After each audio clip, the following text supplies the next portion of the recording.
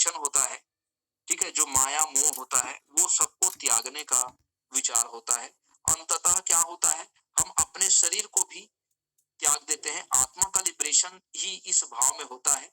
12 भाव का जो कारक होता है वो शनि और केतु महाराज को माना गया है, क्योंकि मोक्ष का कारक जो है वो केतु महाराज को यहाँ पर विशेष रूप से कारक रखा गया है। यदि कुंडली के 12वां भाव में गुरु और केतु एक साथ विराजित हो तो ऐसा कहा जाता है कि उस जातक को इस जन्म में मोक्ष की प्राप्ति हो जाएगी। तो केतु को लिबरेशन का मुख्य कारक माना जाता है। तो चलिए आज के टॉपिक पे हम 12th हाउस के जो स्वामी हैं उसके बारे में विचार करेंगे। जैसे कि आपको काल पुरुष की कुंडली दिखाई दे रही होगी, इस काल पुरुष की कुंडली में आप देख पा रहे होंगे कि 12th हाउस का जो स्वामी है वो गुरु महाराज हो रहे हैं, और गुरु महाराज को ही हम मोक्ष का कारक कहते हैं, क्योंकि जब तक हम ज्ञान का अंतःकरण नहीं करेंगे हमको मोक्ष की प्राप्ति नहीं हो पाएगी। परमात्मा ने हमको ये जो जीवन दिया है वो कर्म करने के लिए दिया है। परमात्मा ने हमें ज्ञान प्राप्त करने के लिए दिया है, क्योंकि ज्ञान से ही हम अपने परमार्थ के मार्ग को हम प्रशस्त कर सकते हैं। ज्ञान से ही हमारे मन में सेवा की भाव पैदा होते हैं। ज्ञान से ही हमें धर्म कर्म दान दक्षिणा और लिबरेशन के जो भाव है वो हमारे अंदर पैदा होता है। जब तक हमारे अंदर देने की इच्छा नहीं जागृत होगी तब तक हमारे अंदर भगवत कृपा प्राप्त नहीं हो सकती।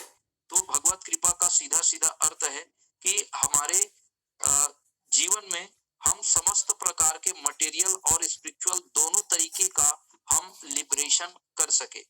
हमारे मन में किसी भी प्रकार का स्वार्थ ना रहे और हम पूरी तरह से हमारा मन जो है वो पवित्र हो, शुद्ध हो, ताकि हम उस लिबरेशन को अचीव कर सके, उस परमात्मा को हम प्राप्त कर सके। उस जो कुंभ राशि में पड़ा हुआ, घड़ा में पड़ा हुआ जो अमृत होता है, जो एक कन्या कुंभ राशि में हाथ में लेके खड़ी होती है, वो कन्या और कोई नहीं है, भगवान विष्णु का विश्व मोहिनी अवतार है, जो अमृत कुंड के घड़े को लेकर के खड़ी हुई होती है।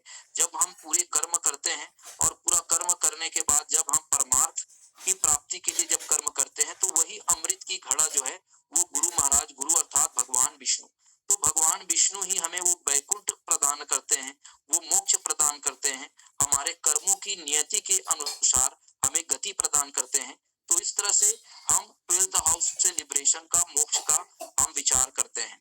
तो इसलिए सभी भावों के जो कर्म होते हैं वो सभी प्रधान होते हैं। 10वें भाव से हम कर्म का विचार करते हैं, लेकिन ये कर्म जो है हमको लग्न से लेकर के पूरा 12th हाउस तक ये कर्म को हमको क्या है करना है। तो इस कर्म को जब हम करते हैं तब कहीं जाकर अंत में हमको लिबरेशन या मोक्ष की प्राप्ति होती है। मोक्ष का आशा यही है कि हम अपने परमात्मा ने जिस उद्देश्य से हमको इस धरती में भेजा है उन उद्देश्यों को पूरे डिवोशन के साथ, पूरे संकल्प के साथ, हमको आत्मीयता के साथ उस कर्म को करना है। और जब उस कर्म को हम करते हैं तो निश्चित रूप से हमें मोक्ष की प्राप्ति होती है। मोक्ष में बाधा इसलिए होता है क्योंकि हम संसारिकता में फंसकर बहुत सारे माया के चक्कर में हमसे पाप कर्म जाने अनजाने में होता है। इस वजह से हमारा मोक्ष का जो टाइम है वो डिले होते जाता है, इसका जन्म जो है वो बढ़ते जाता है। जितने ज्यादा हमारे से अशुभ कर्म होंगे, बुरे कर्म होंगे, पाप कर्म होंगे, हमारा मोक्ष का टाइम भी बढ़ता जाएगा। इसलिए कहते हैं कि आप परमात्मा का जब भी हो परमात्मा का जरूर नाम लो, परमात्मा को जरूर धन्यवाद दो, क्योंकि उन्होंने हमको ये जीवन दिया है। तो हमारे सबसे पहले जो परम पिता हुए वो परमेश्वर ही हुए, जिन्होंने हमें ये मानव रूपी तन प्रदान किए हैं। ये आत्मा, ईश्वर रूपी जो आत्मा है उसको हमारे शरीर में प्रवेश करा के जो हमें ये लगन दिया है, ये जो शरीर हमको प्रदान किए हैं, वो कहीं न कहीं उस परमात्मा की ब्लेसिंग से हमको ये जन्म जो है वो प्राप्त हुआ है। और इस जन्म देने का उसका मोटिव भी है कि आपको इतना बुद्धिमान बनाने के पीछे उनका मकसद यही है कि आप अपने बुद्धि से उस परमार्थ को प्राप्त करो, उस ज्ञान के मार्ग में चलकर अपने आत्म ज्ञान को आप प्राप्त करो, अपने परमार्थ के माध्यम से अपने ये जीवन का जो उद्देश्य है उस उद्देश्य को आप कंप्लीट करो। तो 12th हाउस के स्वामी के अनुसार आपका जो लिबरेशन होता है, आपका जो मोक्ष होता है, उसके बारे में विचार करते हैं। जैसे कालपुरुष की कुंडली में आप देख पा रहे होंगे 12th हाउस में गुरु की मीन राशि है, और मीन राशि के स्वामी जो है गुरु होते हैं। अब गुरु से आपको क्या आपको त्यागना है? गुरु तो ज्ञान का कारक है, अर्थात आपको ज्ञान का व्यय करना है, आपको ज्ञान अचीव करना है और उस ज्ञान को परमार्थ में मानव कल्याण को निरंतर रूप से आपको क्या करना है? लोगों में बांटना है, लोगों को जागरूक बनाना है, लोगों को जीने का तरीका सिखाना है, लोगों के अंदर उसकी अज्ञानता को दूर करना है, लोगों के अंदर जो है परमात्मा प्राप्ति के मार्ग के रास्ते प्रशस्त करना है, लोगों को मोक्ष के बारे में ज्ञान देना है। तो इन तमाम चीजों का जो विचार है, हम इसी कुंडली के 12 भावों के जो स्वामी होते हैं उनके प्रकृति के अनुसार जो है हम यहाँ पर मोक्ष का या लिबरेशन का विचार करते हैं। अब कालपुरुष की कुंडली में हम अगर मोक्ष के बारे में बात करें तो 12th हाउस का जो लॉर्ड होता है वो गुरु महाराज होते हैं। और गुरु का काम क्या है? गुरु एक शिक्षक जो होता है वो जीवन भर त्याग करता है, साधना करता है, सेक्रीफाइस करता है ज्ञान प्राप्त करने के लिए, ताकि उस ज्ञान से वो अपने बच्चों को ज्ञान दे सके और ज्ञान देके उसके जो ज्ञान चक्षु है उसको वो खोल सके। ये ज्ञान जो है वो आध्यात्मिक भी हो सकता है और मटेरियल भी हो सकता है। हमारे दो गुरु होते हैं, एक होते हैं मटेरियल भौतिकतावादी के गुरु होते हैं और एक हमारे आध्यात्मिक गुरु होते हैं। तो ये जो आध्यात्मिक गुरु होते हैं वो हमें अध्यात्म से जोड़ते हैं और वो अध्यात्म के ही जरिए हमारे जीवन के मोटिव को वो स्पष्ट करते हैं और उस मोटिव को ही कंप्लीट करना हमारा इस जीवन का उद्देश्य होता है। तो यहाँ पर हम दो चीजों का विचार करते हैं, कर्म और कर्म के बाद मोक्ष। तो हमारा कर्मों की गति, कर्म का जो स्वामी है यहाँ पर शनि महाराज है और शनि महाराज से हम किसका विचार करते हैं ये सभी भली भांति परिचित है।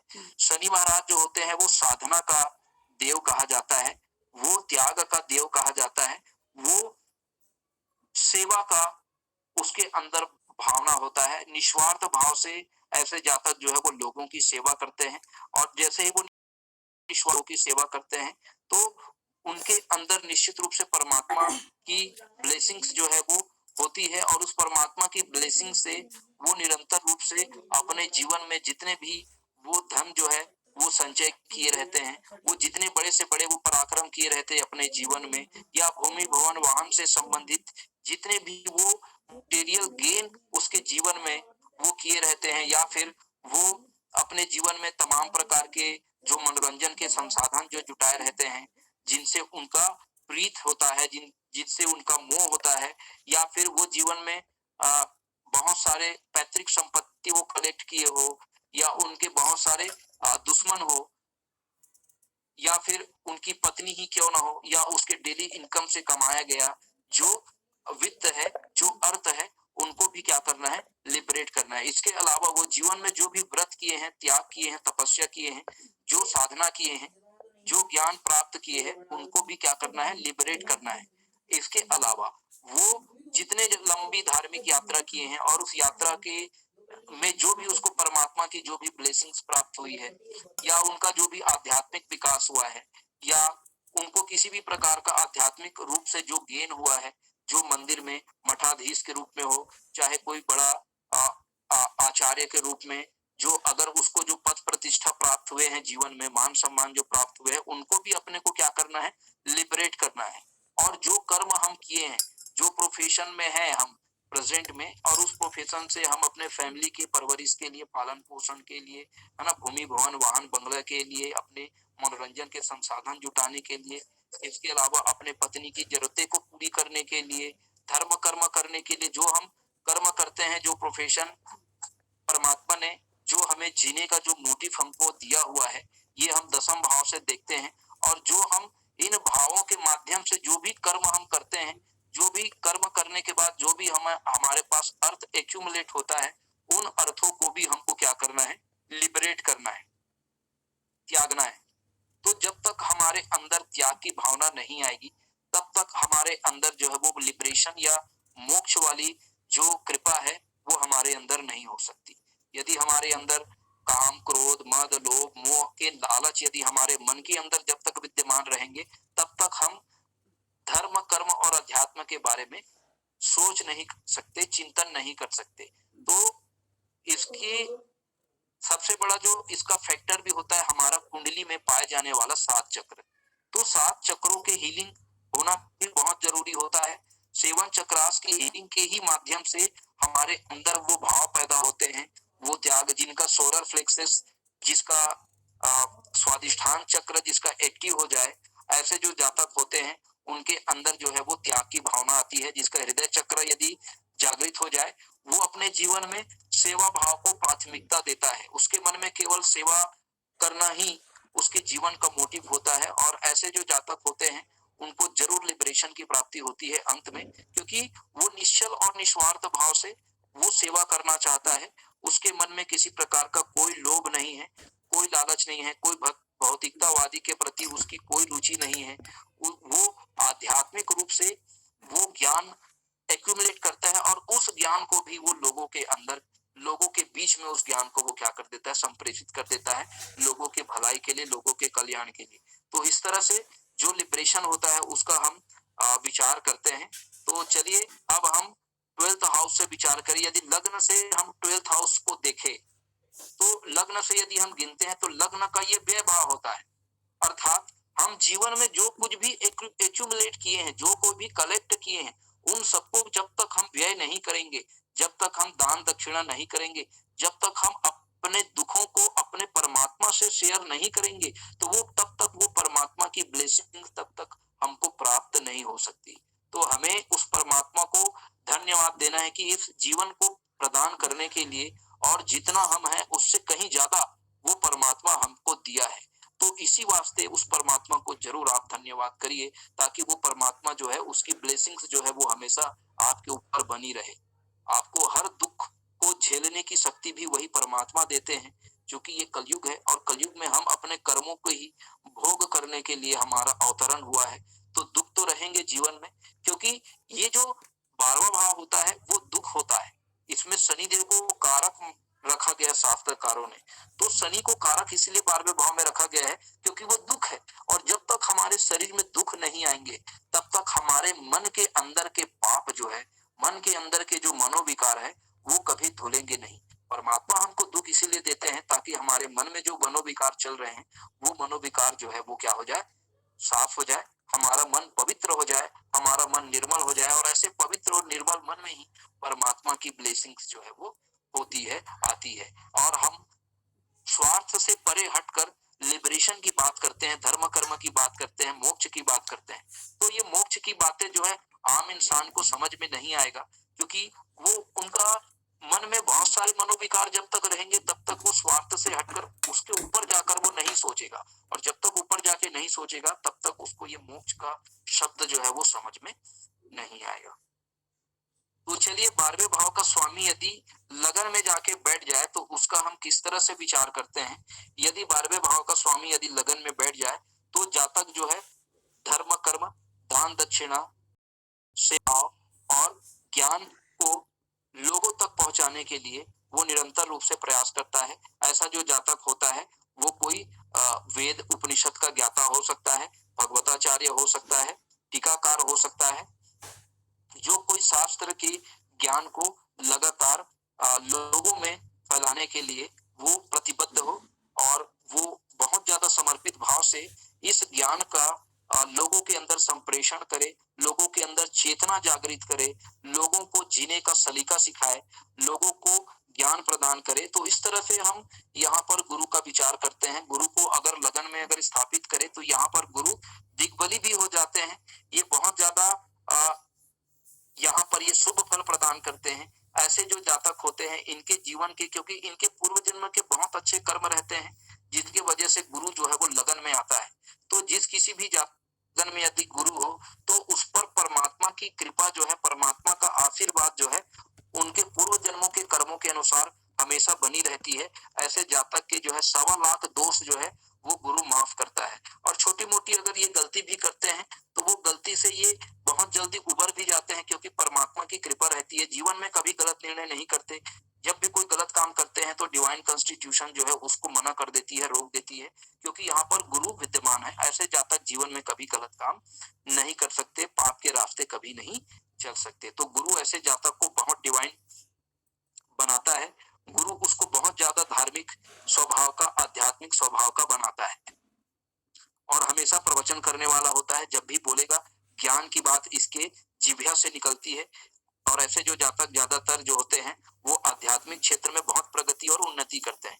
चलिए, 12वें भाव का स्वामी यदि दूसरे भाव में जाके विराजित हो जाए तो उसको हम कैसे फलित करेंगे? यदि 12वें भाव का स्वामी 12वां भाव का स्वामी जो है व्यय का भाव है और दूसरे भाव का स्वामी जो है वो धन का भाव है, तो कहीं ना कहीं यदि द्वादश भाव जो है त्रिक भाव होता है, द्वादश भाव का स्वामी यदि धन भाव में बैठ जाए तो ऐसे जो जातक होता है उसके संचित धन में क्या होगी? कमी होगी। ऐसे जातक जो है वो धर्म कर्म अध्यात्म के क्षेत्र में वो व्यय करेगा अपने परिवार के लिए, है ना। परिवार में यदि कोई धार्मिक समारोह हो, कोई भगवत हो, भगवत गीता का पाठ हो, तो कोई रामायण हो, कोई प्रकार के धार्मिक अनुष्ठान हो, तो उसमें वो धन व्यय करता है।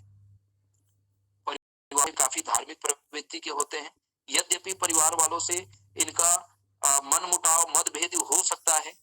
बहुत ज्यादा आध्यात्मिक प्रकृति होने की वजह से परिवार वालों से ये दूर भी जा सकता है और दूर जाकर उस परमात्मा, उस तत्व ज्ञान, उस गुण विद्या का ये जो है पाठ कर सकते हैं, उसको वो सीख सकते हैं। और ऐसा जातक जो होते हैं वो गुण विद्या से भी धन लाभ प्राप्त कर सकते हैं। चलिए, अगर 12वें भाव का स्वामी यदि तीसरे भाव में जाके विराजित हो जाए तो उसको हम कैसे फलित करेंगे? यदि 12वें भाव का स्वामी तीसरे भाव में जाके विराजित हो जाए तो ऐसे जो जातक होते हैं उसको छोटी छोटी यात्रा से कठिनाई का सामना करना पड़ता है।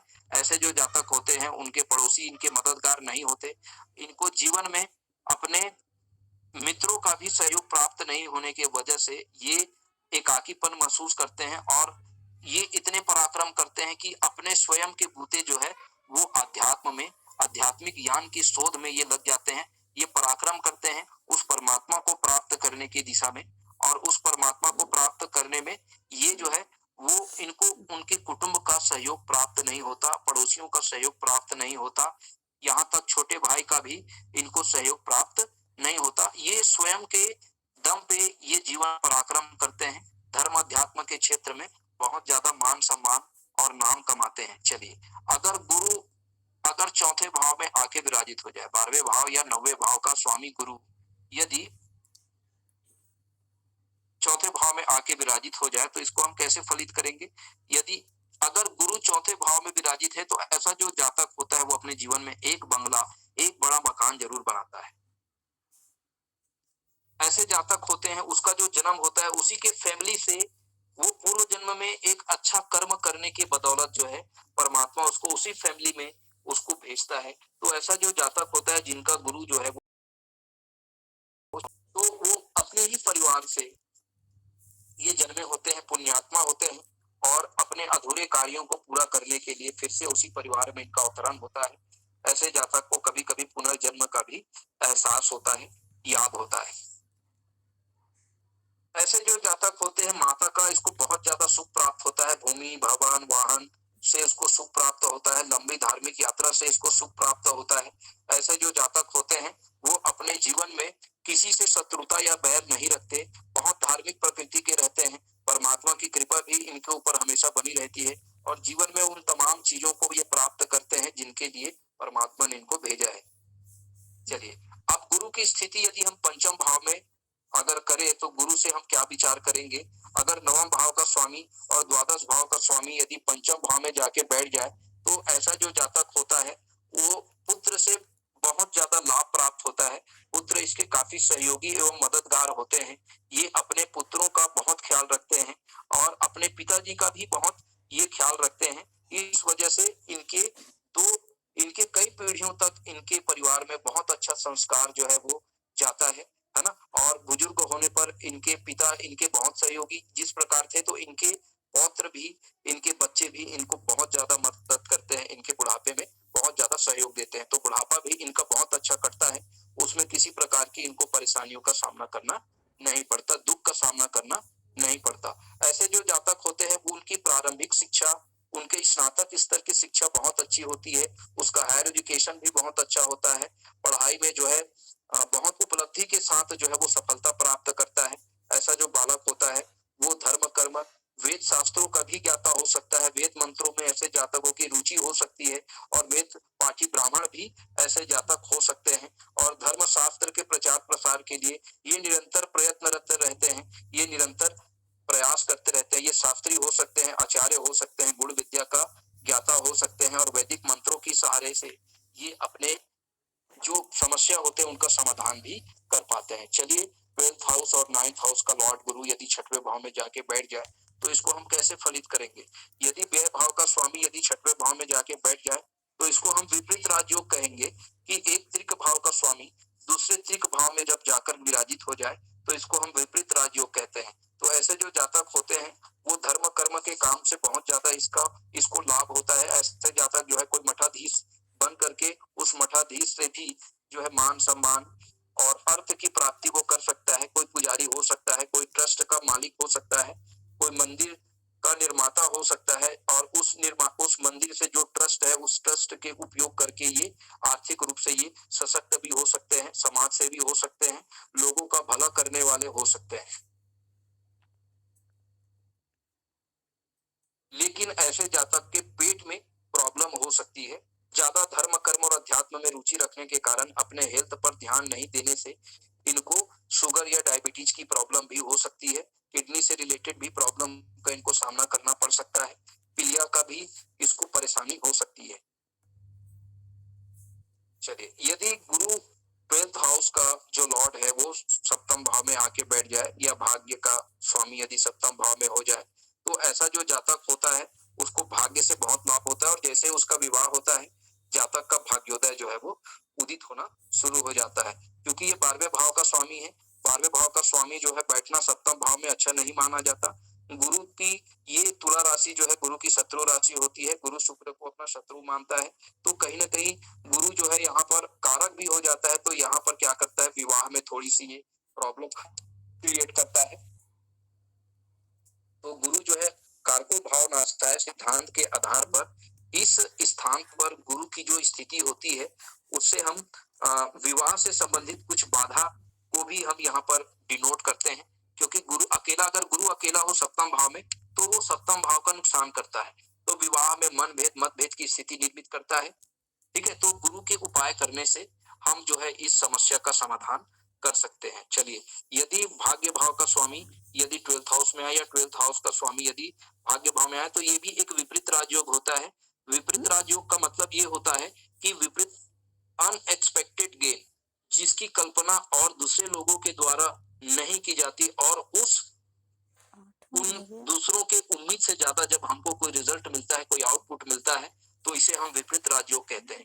तो विपरीत राजयोग अचानक से हमारे जीवन में घटित होता है जो लोगों के अनएक्सपेक्टेड होते हैं, लोगों के लिए अनएक्सपेक्टेड होते हैं, लेकिन उसके अनएक्सपेक्टेड होने के बावजूद भी हमको सफलता प्राप्त हो जाती है। उसकी उम्मीदों से कहीं ज्यादा हमको प्राप्ति होती है।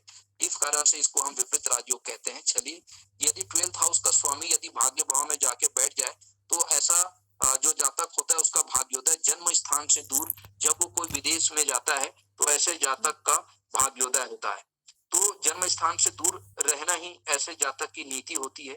जब तक वो घर को छोड़कर बाहर नहीं जाएंगे तब तक जो है उसके कर्म का, उसके प्रोफेशन का और उसके जीवन का उद्देश्य जो है वो अधूरा रह जाता है। तो जीवन के उद्देश्य की पूर्ति के लिए उनको कर्म करने के लिए घर से बाहर जाना पड़ेगा, विदेश की यात्रा उनको करनी पड़ेगी, विदेश में सेटलमेंट भी होना पड़ सकता है। ऐसे जातक जो है वो लंबी धार्मिक यात्रा करने वाले होते हैं और बहुत ज्यादा ज्योतिर्लिंगों का दर्शन करने वाले होते हैं। इसी कारण से ऐसे जातक के मन में धर्म कर्म और अध्यात्म के प्रति गहरी आस्था जुड़ जाती है। ऐसे जातक जो है वो मोक्ष की दिशा में लगातार प्रयासरत रहते हैं, आध्यात्मिक होते हैं, वेद शास्त्र का नियमित रूप से अध्ययन करने वाले होते हैं।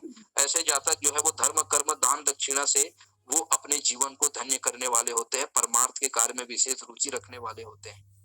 चलिए, अगर 12वें भाव का स्वामी यदि गुरु 10वें भाव में बैठ जाए तो उसको हम किस तरह से फलित करेंगे। यदि 12वें भाव का स्वामी गुरु यदि 10वें भाव में आके विराजित हो जाए तो यहाँ पर गुरु जो है वो नीच के हो जाते हैं। मकर राशि जो होता है वो गुरु की नीच की राशि में होने की वजह से गुरु यहाँ पर कुछ जो है वो अशुभ फल दे सकते हैं। अगर पर यदि कोई पाप ग्रह की दृष्टि पड़ जाए तो ऐसे जातक अपने प्रोफेशन में मान सम्मान की जो है कमी महसूस करता है। उनके जो कनिष्ठ होते हैं वो उनको बहुत ज्यादा मानसिक रूप से परेशान करते हैं। बाय प्रोफेशन ऐसे जातक जो होते हैं वो मेंटली बहुत डिस्टर्ब होते हैं। लेकिन डिवाइन कॉन्स्टिट्यूशन की कृपा जो है इनके ऊपर हमेशा बनी रहती है। इनके कर्मों पर ईश्वर की दृष्टि होती है और ईश्वर ही इनके कर्मों को अच्छा करते हैं। ऐसे जातक को गुरु का उपाय करना चाहिए। गुरु के उपाय करने से ऐसे जातक जो है वो अपने कर्मों को एक नया आयाम दे सकते हैं, एक नया दिशा दे सकते हैं। क्योंकि गुरु यहाँ कर्म भाव में बैठा है तो ऐसे जातक जो है वो टीचिंग सीप से अपना प्रोफेशन बना सकता है। कोई भगवताचार्य हो सकता है, ज्योतिषाचार्य हो सकता है। ऐसे जातक जो होता है वो बैंक मैनेजर भी हो सकता है। अगर मान लो शनि की दृष्टि अगर पड़ जाए, तीसरी दृष्टि, तो ये नीच भंग राजयोग बनता है। तो गुरु से संबंधित जो नीच भंग राजयोग होता है, जातक को मंत्री, मिनिस्टर, एमएलए, एमपी तक उसको बना सकता है। ये बहुत बड़ा राजयोग कारक भी होता है।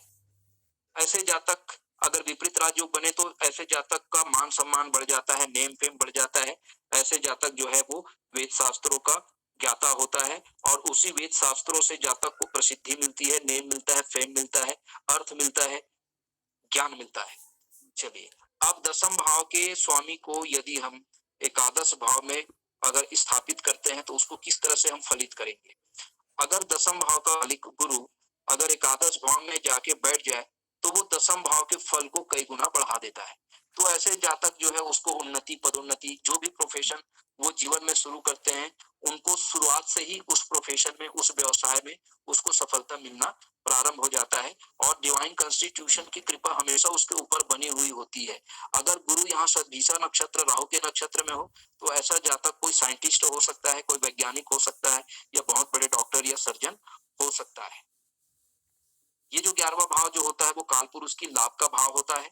इस भाव में जो है भगवान विष्णु जो है एक अमृत कुंड को लेके यहाँ पर खड़े होते हैं। तो कहीं ना कहीं गुरु की यहाँ पर स्थिति जो है हमको उस अमृत कुंड तक पहुंचा सकती है। हमारे लिए जो लिबरेशन का जो मार्ग है, मोक्ष का जो मार्ग है, उस मार्ग को यहाँ पर बैठा हुआ गुरु जो है वो प्रशस्त कर सकता है।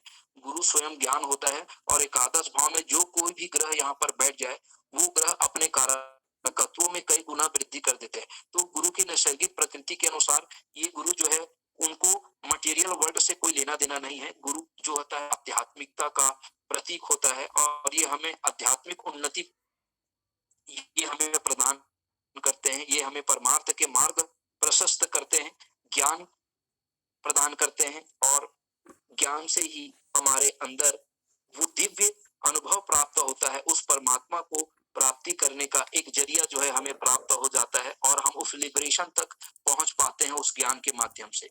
क्योंकि लिबरेशन को समझने के लिए हमारे अंदर ज्ञान का होना परम आवश्यक है। हमें वही ज्ञान जो है हमें एक दिन लिबरेशन तक हमको पहुंचा देता है। हम 12th हाउस में जैसे ही पहुंचते हैं, हमारे अंदर हमने जितने भी एक्यूमुलेट किए हैं, सेकेंड हाउस से हमने क्या है अर्थ एक्यूमुलेट किए हैं, तीसरे भाव से हमने जो पराक्रम किया है, जो साहस किया है, हमने जो भूमि भवन वाहन जो अपने जीवन में जो हमने कलेक्ट किए हैं, मनोरंजन के संसाधन कलेक्ट किए, हमारा पुत्र का जो मोह है, माया मोह है, हमारा जो प्रॉपर्टी है, उसके अलावा हमने जो जीवन में जो हमारा बैंक बैलेंस है, हमारा जो लोन्स है, हमारा शत्रु है, उन तमाम चीजों का, हमारी पत्नी है, डेली इनकम के सोर्स है, हमने जो साधना किए हैं, जो तप किए हैं, जो कटु अनुभव हमको जीवन में प्राप्त हुआ है और परमात्मा की ब्लेसिंग्स जो है, परमात्मा की जो कृपा हमको प्राप्त हुआ है, पूर्व जन्मों के जो कर्म है, इसके अलावा हमारा इस जन्म का भी जो कर्म है, जो हमने इस जीवन में, इस वर्तमान में हमने जो किया है, उन सारे कर्मों का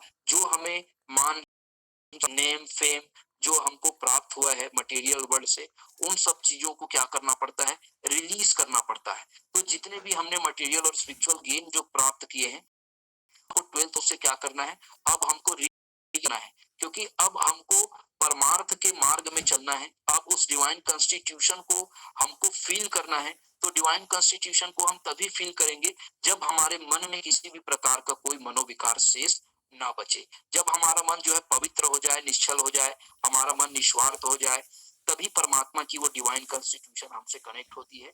हमारे मन में मोक्ष के विचार आते हैं, परमार्थ के विचार आते हैं।